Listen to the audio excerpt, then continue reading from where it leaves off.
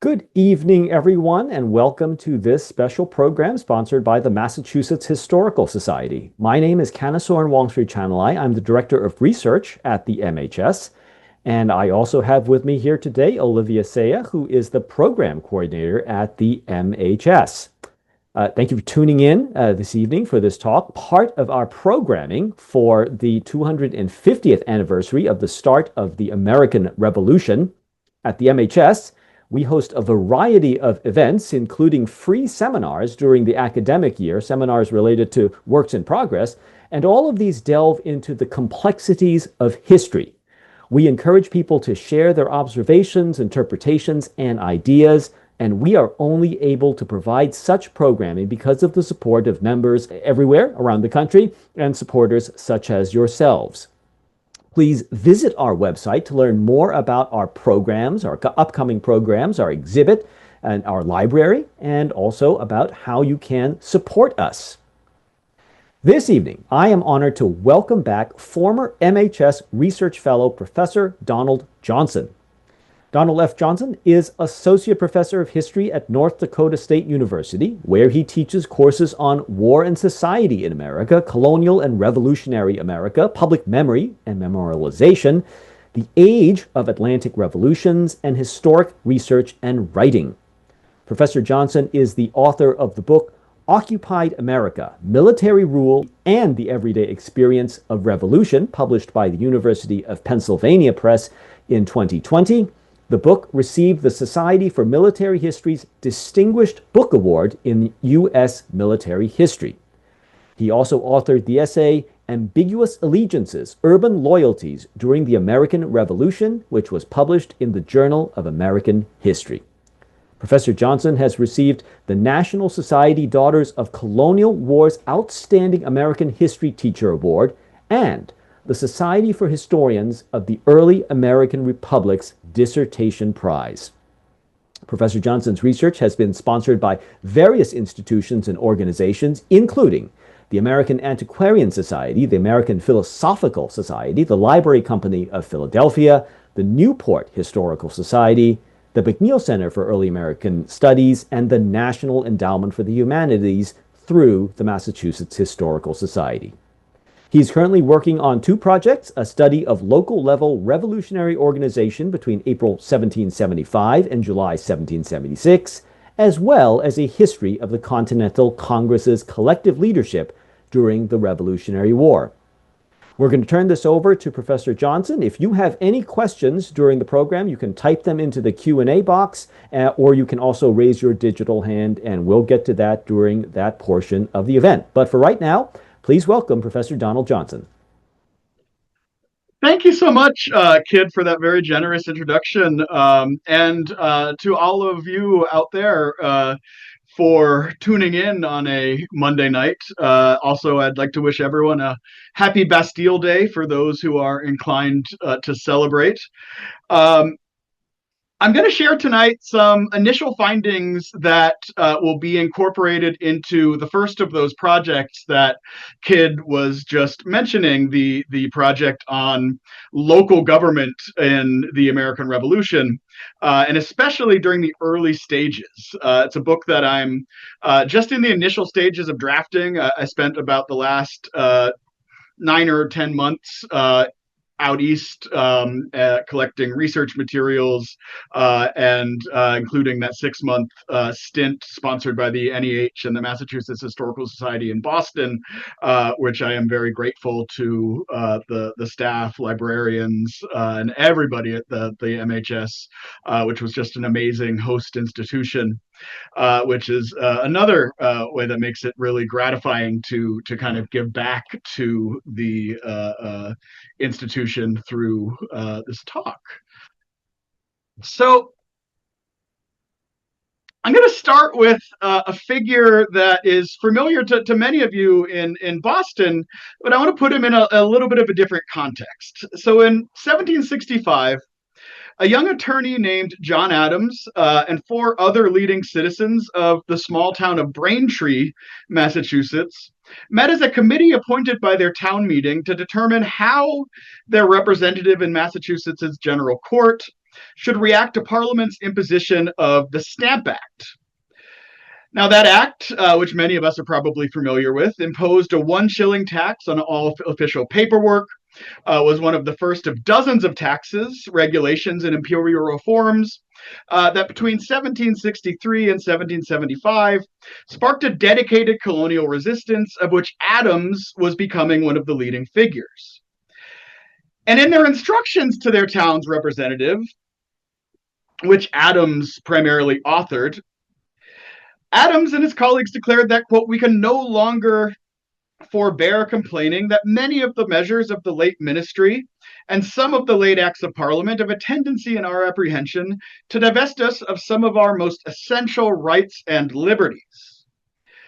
And that based on the Constitution, the British Constitution, that no freeman should be subjected to any tax to which he has not given his own consent in person or by proxy. And you can see some of the other language that he uses in these instructions here. And this is a document that's gone down in history as the instructions of the Committee of Braintree. Now, Braintree's 1765 committee was not a unique body.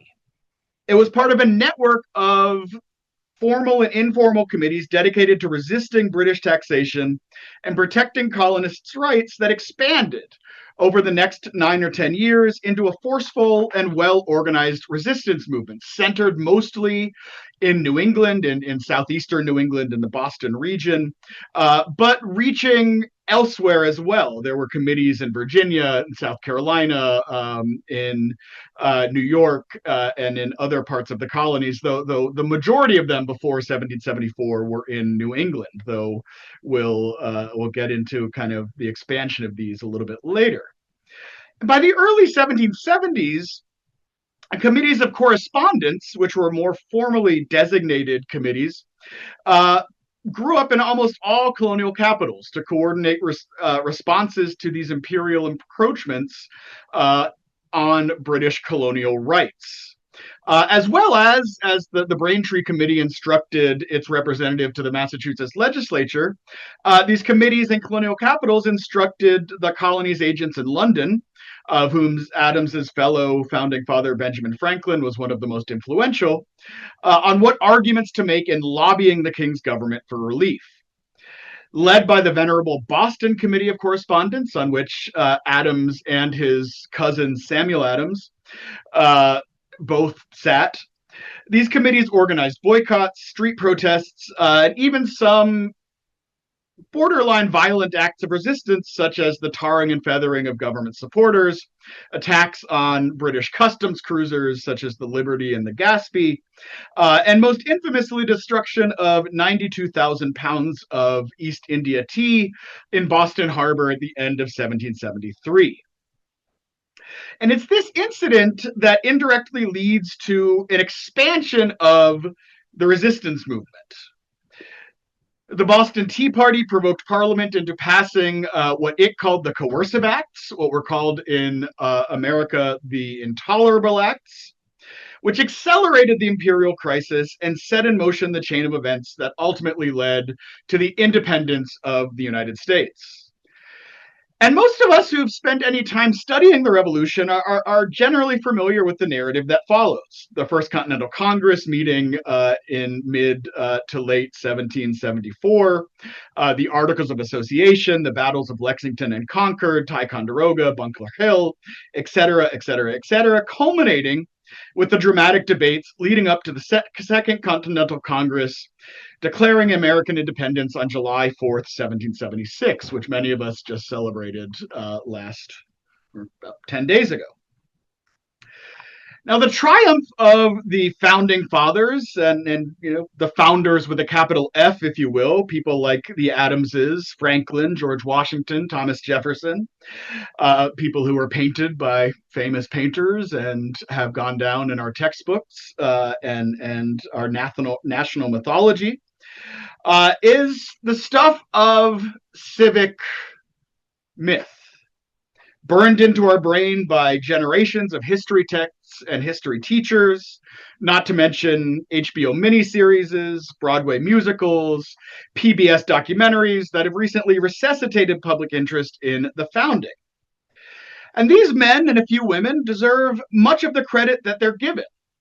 After that crucial summer of 1776, the revolution's leaders established Republican governments in all 13 revolted colonies, negotiated a vital military alliance with the French monarchy, and pulled off an unlikely victory over the British Army, securing a peace deal that established U.S. independence on the world stage and set in motion the creation of the country that we live in today, or at least the country that we have lived in up to this point. They cannot claim credit, however, for the success of the revolutionary movement in its earliest days.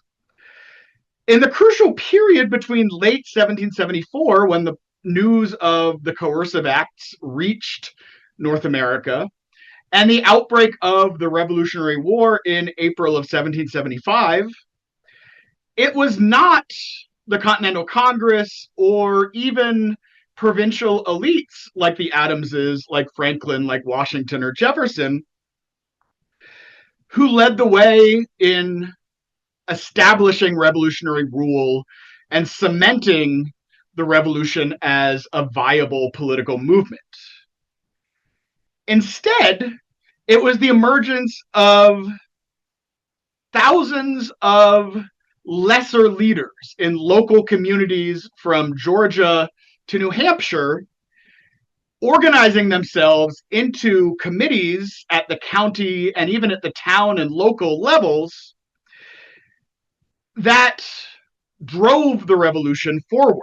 And in its crucial first year and a half, made independence not only a possibility, but a necessity for many of the movement's supporters. And it's important to note here that this movement and these committees are driven by not generally people who had been steeped in resistance for the previous 10 years, people like, again, the Adamses or the Boston Committee of Correspondence, but rather folks of more humble origins, and many of whom had never committed an overtly political act before their participation in these committees forming at the end of 1774 and the beginning of 1775. But it's these people who really took the reins of revolutionary authority and really established what revolutionary authority would look like going forward. So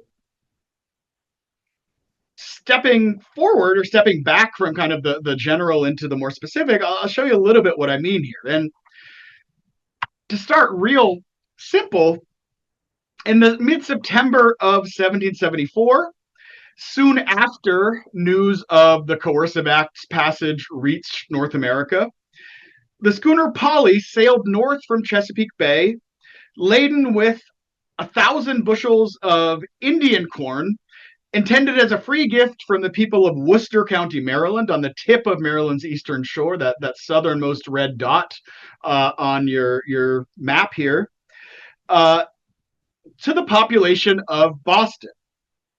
The organizers of the aid shipment were a three-man body who styled themselves the Committee of Worcester County, Maryland. And their contributions were occasioned by the news of the commercial blockade on Boston in retribution for the destruction of the East India Tea Company the previous year.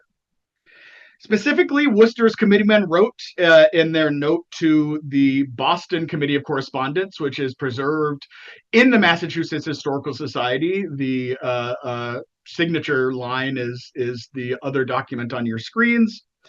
They wrote in their note that they had heard about Boston's, quote, distressed situation from the General Committee of the Province of Maryland, the Maryland's Committee of Correspondence based in Annapolis, which had convened a meeting of a few dozen colonial legislators in June to discuss potential responses to the British Parliament's latest provocation.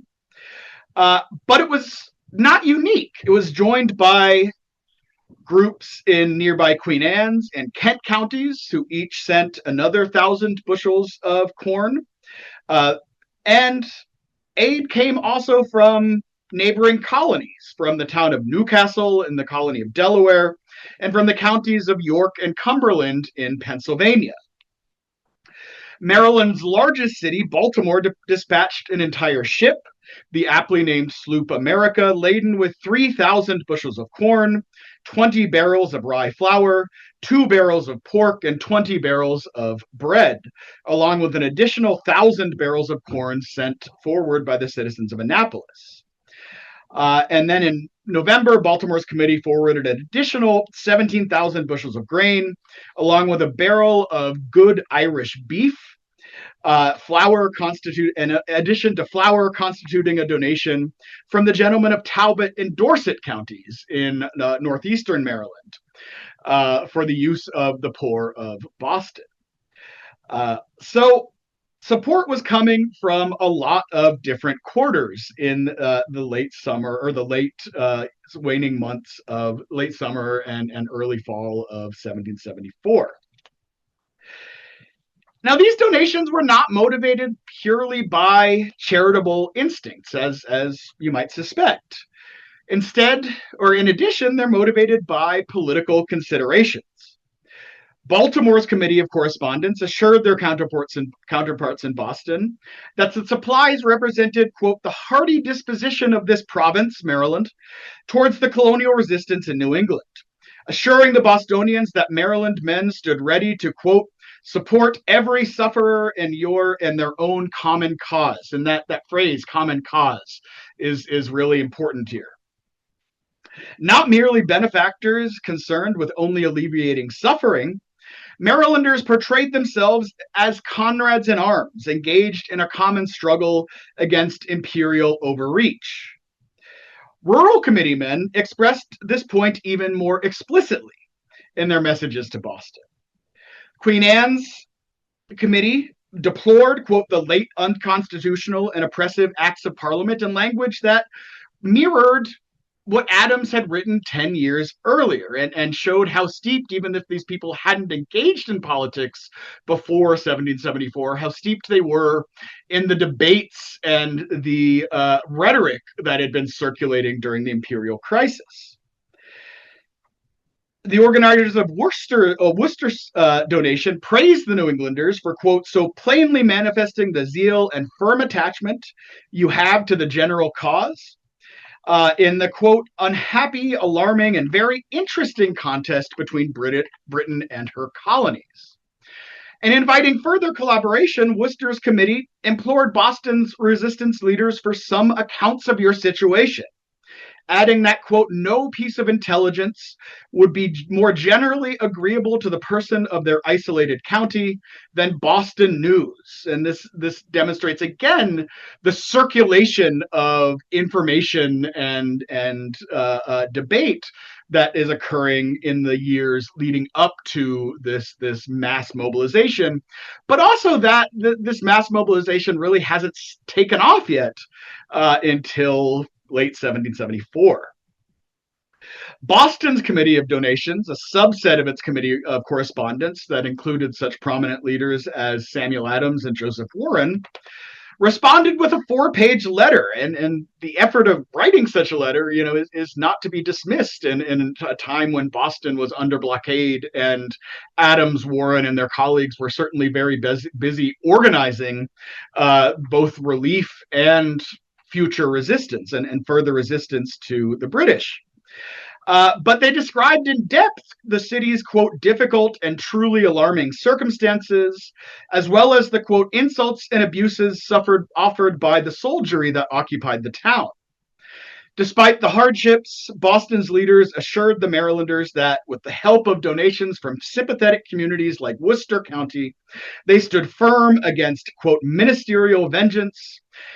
And they further declared that, quote, our enemy doth not yet triumph, that, quote, we shall only persevere, not only persevere, but be crowned with success in our endeavors to preserve the rights and liberties of North America. And again, encompassing other colonies and kind of expanding what had been a rather insular and limited resistance movement to include these newcomers.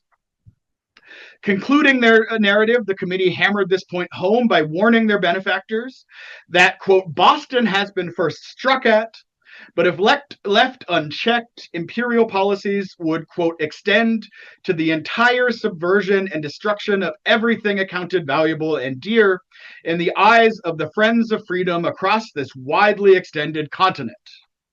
The message was clear. If Boston submitted, it was only a matter of time before the same fate befell Worcester County and indeed all of British North America. So in the summer of 1774, as other historians have documented, the cause of Boston became the cause of all of British America. And again, much of the narrative that follows is familiar. Earlier that year, Britain's Parliament passed the Coercive Acts, placing the colony of Massachusetts Bay under military government, immunizing imperial officials from prosecution under local laws, and expanding colonists' obligations to the British military, specifically housing and feeding them, as well as stationing more troops on American soil. And while this provided the instigating and organizing impetus for much of the work of the people I'm going to talk about today, specifically the First Continental Congress and the passage of the Continental Association, which was essentially a boycott movement against British imports until the Coercive Acts were withdrawn. They also urged colonists to send financial and material support to Massachusetts, and for most colonists, it was participation in this aid drive rather than the boycott or any other aspects of resistance politics that marked their first active entry into the foray of formal politics. While many maybe have been sympathetic to resistance and suspicious of British policies, it was one thing to read and scoff, or read and shake your fists or discuss a pamphlet in a tavern. It was quite another to actually organize your countrymen to collect donations of money and food, and these are often, Worcester County is one of the most sparsely populated and impoverished counties in North America. This organization took a lot of muscle, a lot of local kind of maneuvering, a lot of elbow grease, if you will. So by the time that overt rebellion breaks out at Lexington and Concord in April of 1775, these committees that had initially gathered to support Boston, to send aid and to organize relief, are well placed to react to what happens. So I want to take a little bit of a look, and the book that I'm writing, it really kind of goes into depth on who these committeemen were, what they did, and how exactly they established the type of revolutionary authority throughout the colonies and expanded what was kind of a narrow coalition into a much broader one in order to really kind of juice the revolution in its most formative eras. So even before the meeting of the First Continental Congress in September and October of 1774, dozens or perhaps hundreds of small groups like Worcester's three-man committee organized their communities to send support to Boston and engage in their own way in the struggle against arbitrary rule. The surviving records of Boston's Committee of Donations, and again, this is an amazing and I think underused piece of archival piece at the Massachusetts Historical Society, lists more than 150 distinct towns, counties, and even individuals, and sometimes consortiums of merchants or other trade groups that sent some sort of contribution into Boston between June of 1774 and April of 1775. And I think this is an undercount of what actually came in.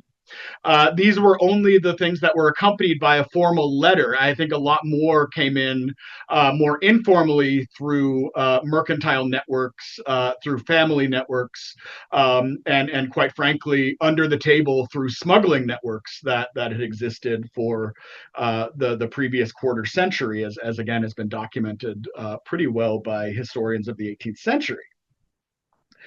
A majority of these were from towns in New England, which already had many of which already had resistance committees up and running.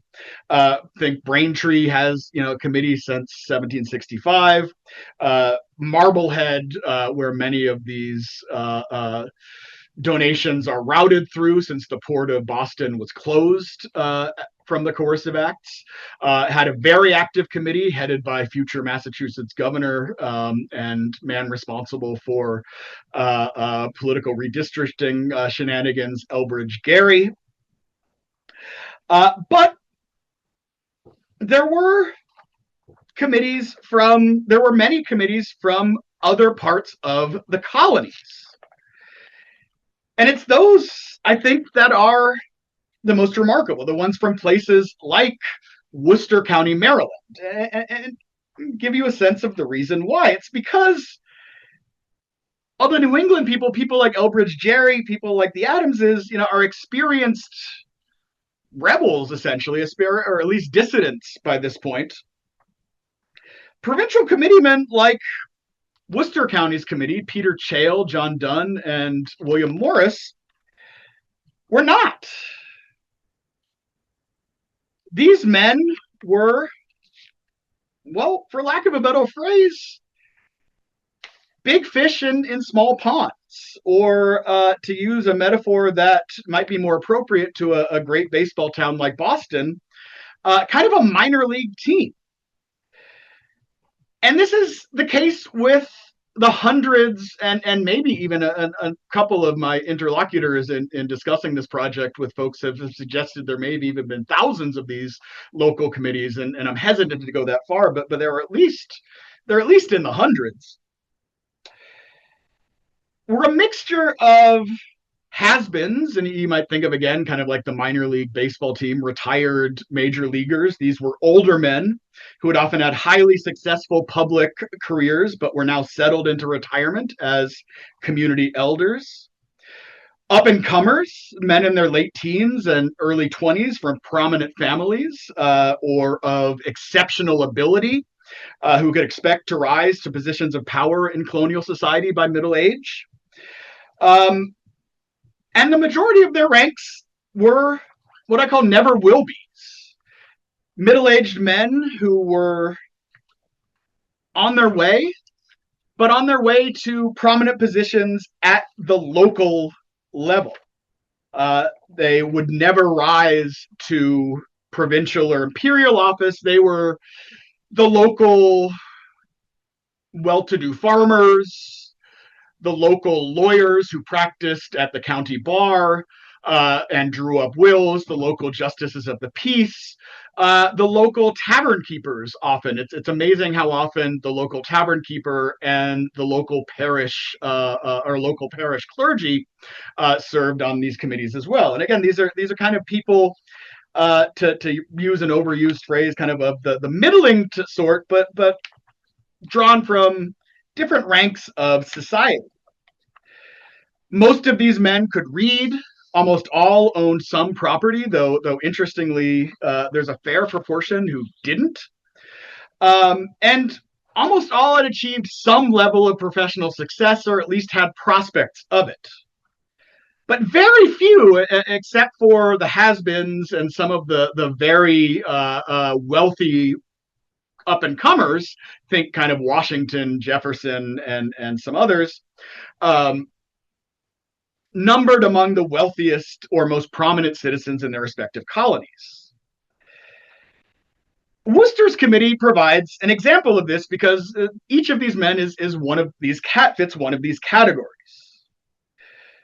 The planter, Peter Chale, was from a long-established Maryland family, had served 3 terms as a backbencher in the Maryland Assembly during the 1760s and 1770s. but did not stand out particularly stridently as an opponent of imperial policy. In fact, looking through the Maryland legislative records from that era, it's not clear even how many legislative sessions he attended. He seems to have been one of these kind of gentleman planters who held a seat in the assembly as a matter of respect and a matter of kind of securing his place in the county's political network, but who had very little influence on the political scale. Um, Nevertheless, he was a wealthy man owning a plantation and several dozen enslaved people on Worcester County's in Worcester County's area. And he had served locally as well, marking his kind of status as one of these members of the Maryland elite. He was admitted to the county bar in 1769, served as sheriff of Worcester County from 1773 until 1775. And was a member of the local Masonic lodge, so was kind of circulating in the right circles here in Worcester County, Maryland. Again, this is kind of one of these, you might think of him as either a up and comer or almost a has been, since he's in his mid 50s by the time of this committee's formation. Morris was one of these kind of never will be's. Morris was the son of a mariner who had immigrated to Maryland from New Jersey in 1747, used profits from his sailing voyages to buy a modest plantation. And his son moved in Maryland's elite society, but on the lower rungs. His main public service was in 1770. He took on the responsibility as county registrar of wills, which was a really tedious job that entailed a great deal of effort for very little remuneration. Which Morris nevertheless held for a decade, probably not because he enjoyed the work, but because it gave him access to his neighbors and his neighbors' estates, and made him kind of an influential person in the community in a way that his economic status and his lineage would not have.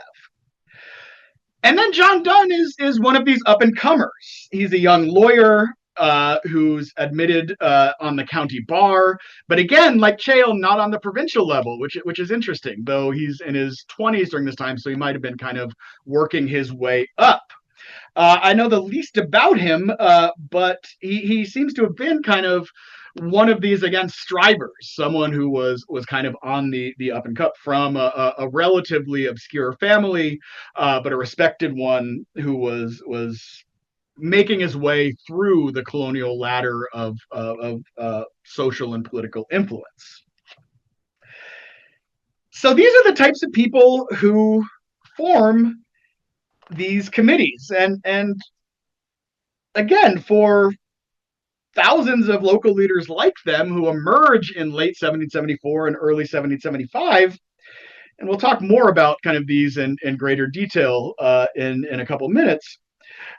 This is their first foray into an ongoing imperial struggle that, for all of its high-flying rhetoric and dramatic clashes on the streets of cities like Boston, Newport, and New York, had heretofore involved directly only a small minority of colonists. I don't think anyone has a good amount of how many people were actively involved in political resistance before 1774, but if you read work by historians like Mary Beth Norton, it's not that many. There's a massive expansion of the movement that comes with the formation, and I argue is driven by the formation of these committees.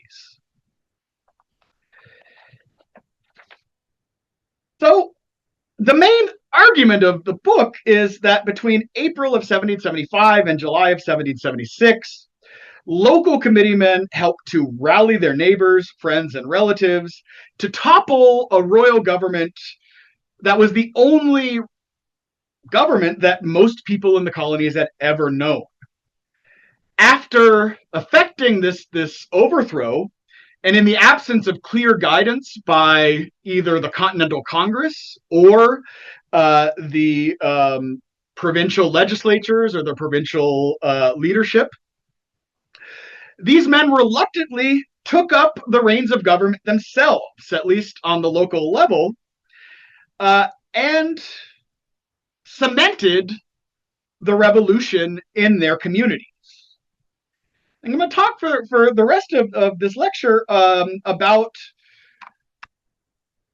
the revolutionary committees that we know kind of the most about, because they left the most records. One of the difficulties and kind of joys of this project has been that most of these committees did not leave minutes, did not leave much more than lists of their members or the occasional proclamation, and sometimes not even that, for the simple reason that these were in effect outlaw organizations. They would have certainly run afoul of the edicts and laws that Parliament had passed against mobbing and against resistance organization in the colonies. And to quote the infamous drug dealer Stringer Bell from the television series The Wire, one doesn't tend to take notes on a criminal conspiracy. And so records of these things these organizations tend to be few and far between. And mostly survived through being held in private hands into the 19th century, when they were then either published or transcribed and then or donated to historical societies like the MHS. So Lancaster County, Pennsylvania, and Tryon County, New York, which both have minute books that have survived through various travails, demonstrate how these committees worked, at least to some degree, and the similarities between the two really suggest some fascinating potential for understanding the revolution's most crucial year.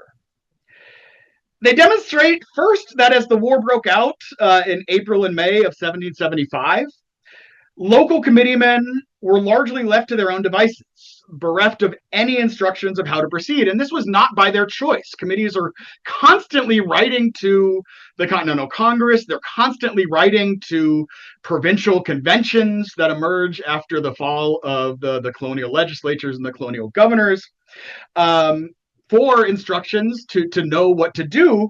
But those bodies are essentially busy debating about whether even to have a war at all. Whereas at the local level, these committees are saying, well, we're in a war and we need to figure out how to organize, wage, and win it. And in organizing their committees, communities for revolution, each committee followed a course that at first was hewed to acceptable local norms and what I tend to call a kind of legalistic or spiritual interpretation of the British Constitution. They saw themselves as enforcing the spirit of British law, even if they violated the letter of Parliament's edicts. And I'm happy to talk more about that in the Q&A. I have an article coming out about that in Law and Society, or Law and History, that will hopefully be out in 2026 in time for the semi-sesquicentennial. But increasingly, they had to stray further and further away from that spirit and from the British Constitution in order to simply keep order and organize the war effort in their communities and to keep their neighbors safe. And that's another essential point here. Their goal here is not to accumulate power. Most of these committeemen after 1776 either move on to other roles in the revolution. Many of them become minor officers or sometimes even generals in the Continental Army. Others become officials in state governments. Some go on to the Continental Congress or state legislatures. But most of them just kind of retire back to their farms, their businesses, their retirement. These are not power-hungry folks. Instead, they're stepping forward reluctantly to make sure that if there is going to be a war, if there is going to be political violence, that it's done in an even-handed way and in a way that is controlled and in which the worst elements of the population are kept in check. But in order to keep those volatile elements in check, and in order to organize men and material for the cause, and eventually in order to suppress resistance to the revolution, and undermine attempts to reassert royal control, these committees are forced to take more and more drastic measures and more arbitrary measures that in some ways even began to resemble the measures taken by Parliament and by the British government earlier in the imperial crisis. And this is eventually what leads many of these committeemen themselves to become some of the most vociferous advocates for a nationally an independent government that can establish the type of institutions that would hold the political legitimacy to enforce the kind of representative ideals and constitutional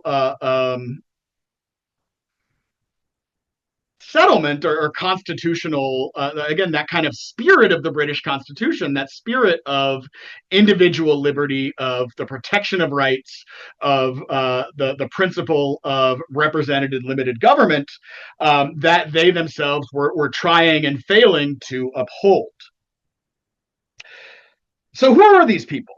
Well, the communities, although 300 miles apart and very different from one another, and I don't really have time to get into those differences, but suffice it to say, Lancaster County is a very settled county, a very populous county, one of the most populous counties in mainland North America, and one of the most developed we might think of. It's called by one prominent historian as the best poor man's country in colonial North America for its relatively egalitarian social principles and its long held tradition of representative institutions.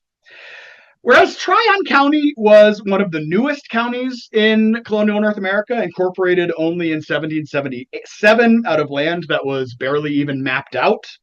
One of the largest, encompassed most of western New York, east of Albany and Schenectady counties, and was one of the most sparsely populated, comprised of only about 10,000 Dutch, Scots-Irish, German, and English settlers, living alongside about twice that number of Native Americans from the Haudenosaunee coalition, particularly the Mohawk, the Oneida, and the Seneca. But the people who joined these committees hewed in different ways to that same model as those in Worcester County, Maryland. Again, that mixture of established local and even some provincial elites, men on the make, and kind of local leaders. Both committees, local innkeepers were members, and incidentally provided meeting places for the committees in the early days, though both of them moved into the colonial courthouses in the counties after the fall of the colonial regimes.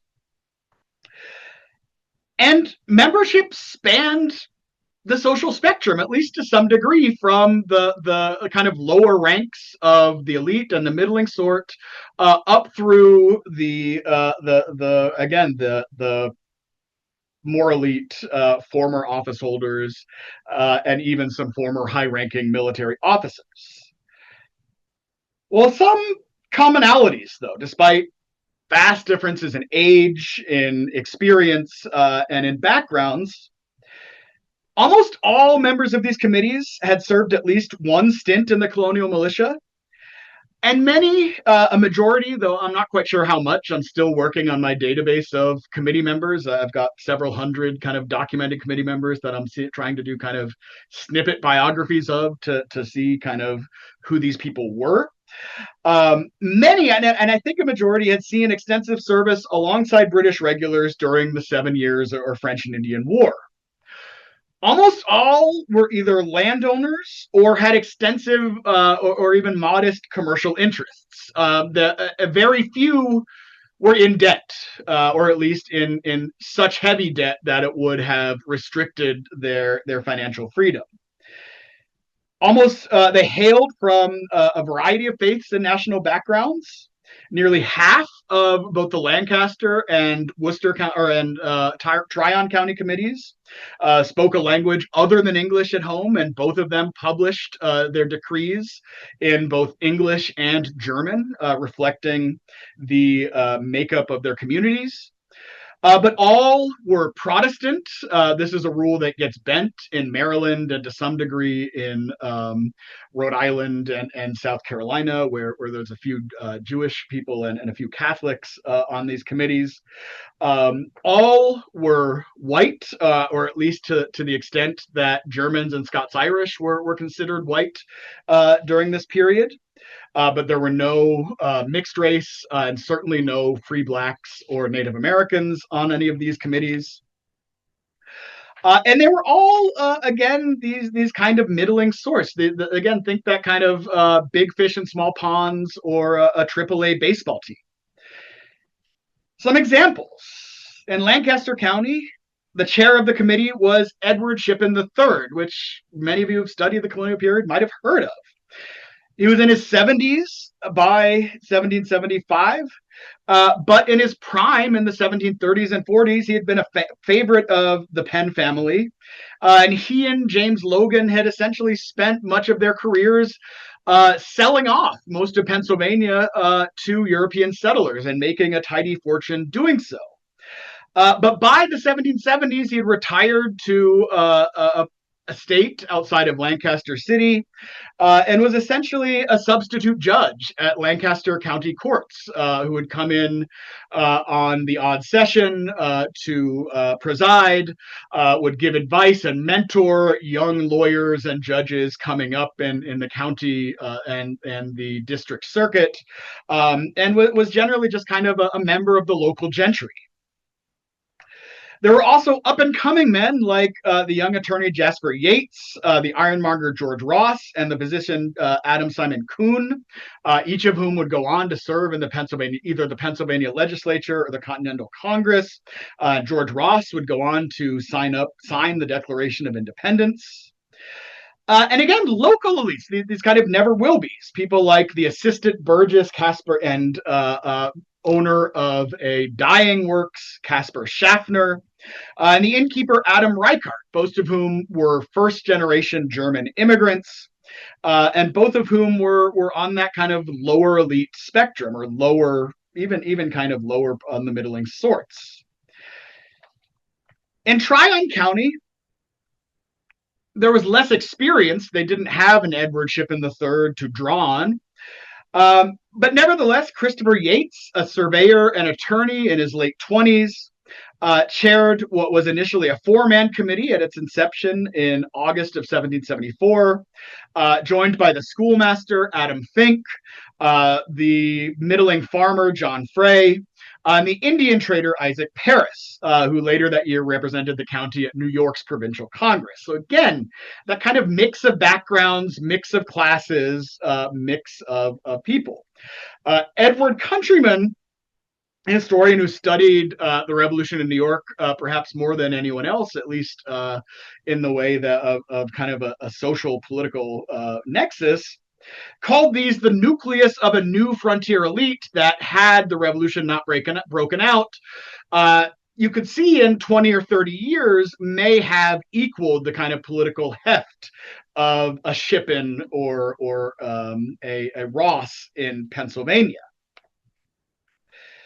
So what did these committees do after the outbreak of war? And I don't have time to get into everything, but they, I'm kind of skipping forward here, at the outbreak of war, they almost immediately began preparations for an armed struggle, which again, I think is really interesting. And I have a couple theories on this. I haven't quite settled on one, which is one of the reasons that writing the book is coming slow. I'm approaching kind of an explanation for why these become so militant so quickly. But really quickly after the news of Lexington and Concord arrives, these committees begin to prepare for armed struggle.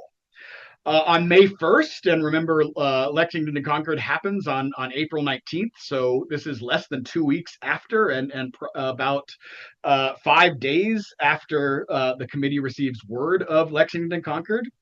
Lancaster's committee meets and resolves to, quote, defend and protect the religious and civil rights of this and our sister colonies, and pledges to, quote, use our utmost diligence to acquaint ourselves with military discipline and the art of war. They further order the formation of volunteer companies with 100 men each. And 2 days later, resolve to examine the quality of powder and lead in the respective townships, forbid shopkeepers from selling ammunition without a license, and commission gunsmiths to start building muskets as fast as possible. Tryon's County Committee goes in a similar direction, again, really early on. When news of Lexington and Concord arrives a little later in May, this happens at the end of May. News arrives in mid-May in Tryon County. It's more remote.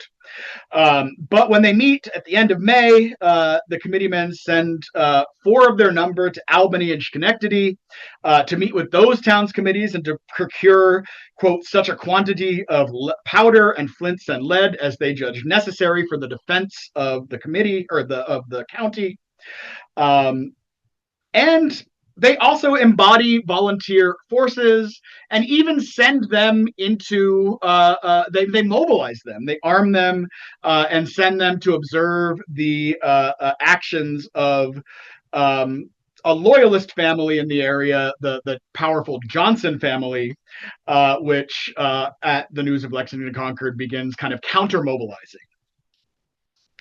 By early June, the committee resolves that each district in the county embody armed companies with the greatest expedition. And by mid-July, they even go so far as to fortify and garrison the then derelict or almost abandoned Fort Stanwix, which had been an important post in the 7 Years' War and was the site of a really important battle and siege in the lead up to the Battle of Saratoga in 1778 or 77, 78. Someone military history can correct me on that one. So the members of the Worcester, Lancaster, and Tryon County committees made unlikely leaders of what became a widespread revolutionary movement. But the outbreak of war thrust them, along with hundreds, perhaps thousands of other local notables, into the center of revolutionary politics. And over the next year and a half, these committees would mobilize and equip thousands, tens of thousands of soldiers, both militiamen and recruits for the Continental Army.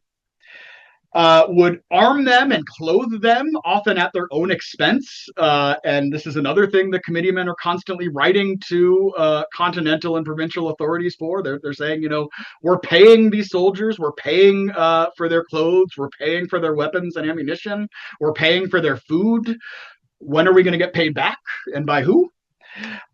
They start to dispense justice, imprisoning loyalists and those who act or even speak against the Continental Congress or the revolutionary authorities. By the end of 1775, some of them are even beginning to set up informal courts that adjudicate debts and lawsuits in place of shuttered county courts. And this is, again, the justification here is that no new courts have been set up by provincial conventions or the Continental Congress. And a lot of these matters can't wait. And so it falls upon the local leaders to step up and maintain civil order. But they never quite managed to fully justify their rule. And this is the problem. They're doing a lot of things that are effective, but the ideology or at least the legal justifications behind it is really murky.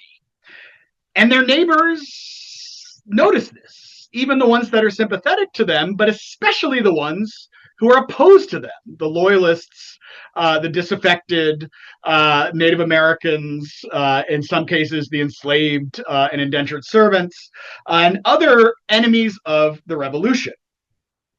And so by early 1776, after 8 months of struggling to maintain order in their communities, and communities that are being torn apart by an unfolding civil war in which brothers are going off to fight in opposite armies, in which families are making calculations about which side to join. I've written about this elsewhere, and other historians in the last 10 years have done really great work on allegiance during the American Revolution. At the time this is all going on, these committeemen are kind of desperately trying to keep everything together, while at the same time trying to maintain their own families and their own positions as well, and their own private fortunes to the extent that they had them. And so it's not a surprise that by early 1776, they began to demand of their leaders in the provincial and continental congresses that they establish permanent revolutionary institutions that would relieve them of the increasingly onerous burdens of wielding political power. Hard experience had convinced these instinctively conservative men that only a sound constitutional government, backed by the force of law, legitimated through representative institutions, and founded on sound principles developed during the debates of the imperial crisis, could marshal both the popular support and the military and civil organization necessary to win the war against Britain, restore order to the countryside, and establish a strong and united society. And for the local committeemen, building this new government required formal independence from Great Britain. While for the colonial elites, people like the Adamses, or John Adams at least, John Dickinson, George Washington, Thomas Jefferson, though these people all eventually became in favor of independence, Dickinson kind of reluctantly, local revolutionary leaders had been fighting an open civil war against the crown and its supporters for months. Again, Dickinson, Jefferson kept their hands clean to a large extent. But local leaders had sacrificed their fortunes, their bodies in many cases, their efforts, in order to ensure the success of the revolutionary movement. And put simply, they had come too far to accept the sorts of compromises that moderates in the provincial conventions and in the Continental Congress were proposing as settlements to the imperial conflict. Only a formal separation from the empire would cement the gains that they had made and ensure that their efforts had not been in vain. And not only that, but ensure that they wouldn't end up on the short end of the hangman's rope. Because they knew well that in rebellions previously in the 18th century, gentlemen leaders were often pardoned or imprisoned when they negotiated settlements, but rank and file followers and lower level leaders had worse fates. So, in the dramatic kind of final act of the debate around American independence, it was committeemen, a conference of representatives from Pennsylvania's local committees that intervened, that stormed the Pennsylvania Assembly, dissolved Pennsylvania's legislature, and put themselves in its place, forcing Pennsylvania's representatives to the Continental Congress to shift their votes and ensuring the success of the Declaration of Independence that we just celebrated. So I'll end there. There's plenty more to say, but I've already gone beyond what I told Kid I would talk. So we'll see if there are any questions, comments, criticisms. All Thank right. you very much, Professor Johnson, for sharing your scholarship with us. This is so very exciting to see what you've done with the sources at the MHS and various other organizations, and we certainly look forward to the book when it comes out.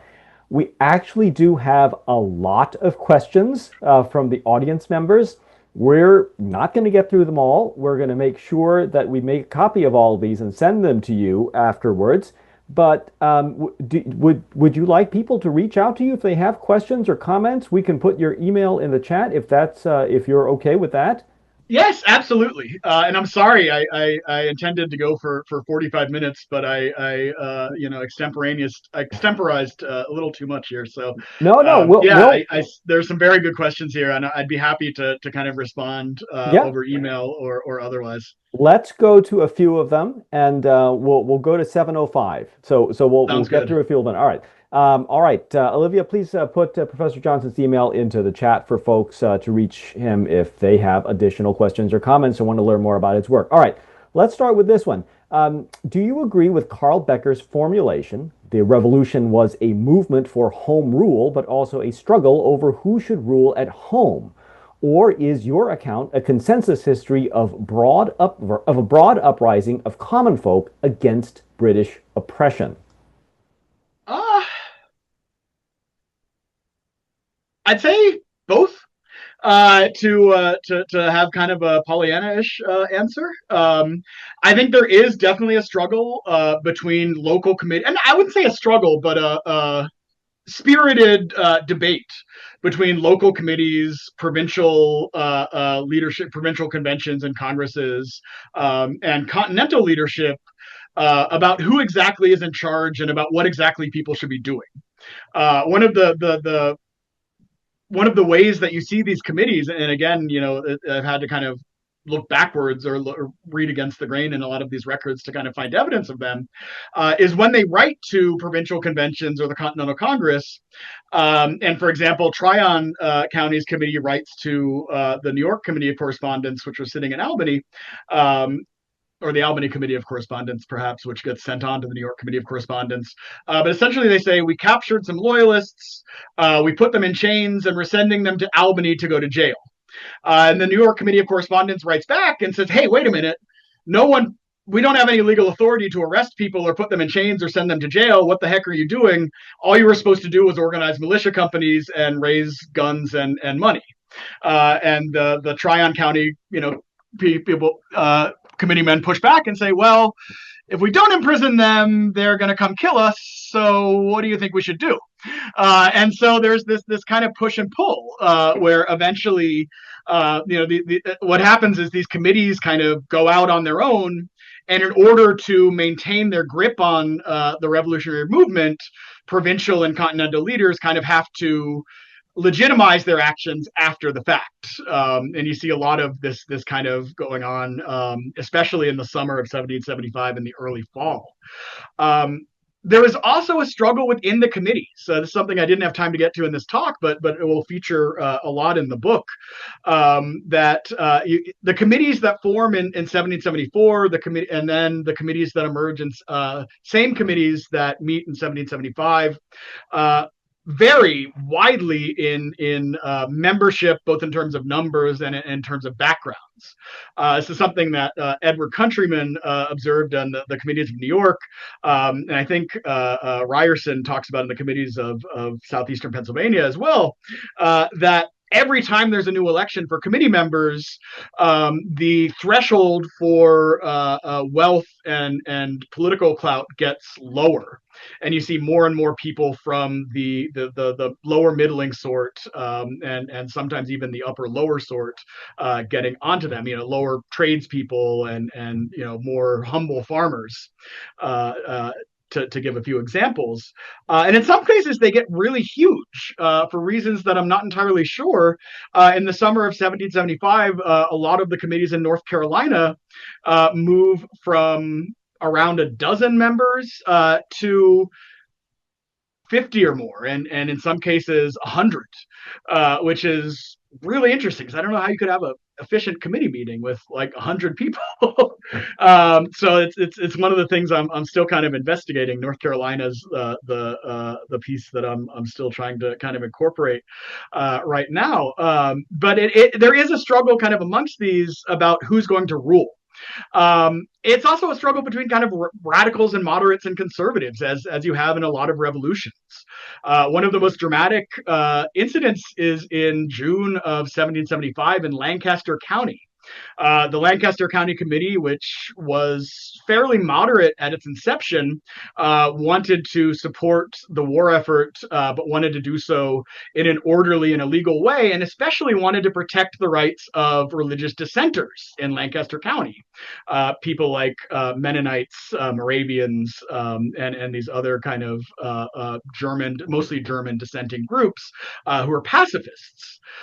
And they heard, that they received reports in mid-June that really enthusiastic recruiters were harassing these people either for cash donations or to actually sign up and fight. And they meet and they decide to publish a broadside that says effectively anyone who is trying to harass these people is doing so in violation of the Revolutionary Committee and will be punished accordingly. And the next day, they're all forced to resign because several dozen townspeople or county people, it's not clear because the records obscure exactly what happens. I think the phrase they use as it became evident to us that our services were no longer desired by the bulk of the people of the county, which is a euphemism, I think, for them being tossed out by a mob action. And they're replaced by a much more radical committee.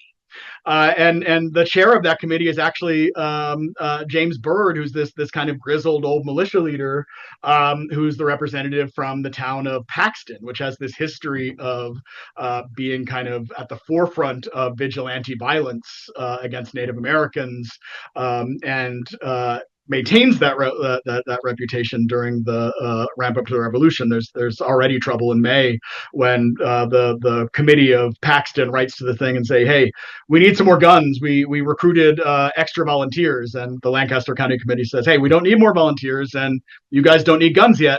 And there's this kind of back and forth about exactly who to fight and where. So there's tensions here, and again, this is something that these committees are struggling with, right? They're trying to maintain order, they're trying to build a broad coalition, but at the same time, they're prescient that if they don't take certain steps, the radicals among the population will go for them, and people, will just march off without orders. And so, in order to maintain some sort of control at the various levels, they have to make some compromises. So I think they're being pushed simultaneously from above and below, which is a really interesting phenomenon, as well as the mixture of them. That doesn't fully answer your questions, but I owe Bob Gross an email anyway from a conference in April, so I will further elaborate when I get around to writing that, hopefully soon. And I think you did answer a couple of other questions with that answer, but let's do one last one. A couple of people asked about the role of women in these committees. Are they part of these committees? Real quick. They're not. They are often present, though, in committee spaces. And this is something that they don't appear in the records much, except when these committee where they do appear, though, is in these kind of ad hoc court proceedings. Oftentimes, they're the ones coming to the committees and saying, "Hey, I was drinking in the tavern last night, and so said damnation to the Congress and glory to the king," and brings him before the committee. Or they come before the committee and say, "Hey, I saw a group of Native Americans joining up with a group of loyalists, and they seemed like they were up to no good. Maybe we should send some militiamen out there to go shoot them." So they're participating with the committees, but as far as I can tell, they're excluded from membership in the committees, which is not surprising given the kind of structure of 18th century colonial governments, which excluded women from formal participation at least. Though I suspect that especially in some of these more rural counties, women are playing a much greater role than appears in some of the written records.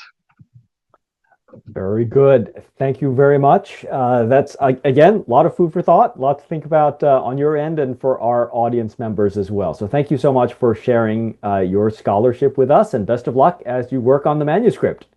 Thank you so much for the opportunity, and best of luck with the rest of the series. Thank you everyone for tuning in, and we wish you a wonderful evening.